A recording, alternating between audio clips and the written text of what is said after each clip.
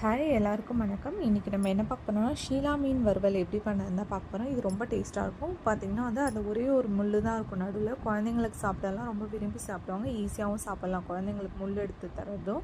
இப்போ வாங்க எப்படி பண்ணுறதுன்னு பார்க்கலாம். அதுக்கு வெங்காயம், தக்காளி, இஞ்சி, பூண்டு எடுத்துருக்கேன். இது எல்லாத்தையும் மிக்ஸி ஜாரில் சேர்த்து நல்லா நைஸாக அரைச்சி எடுத்துக்கலாம்.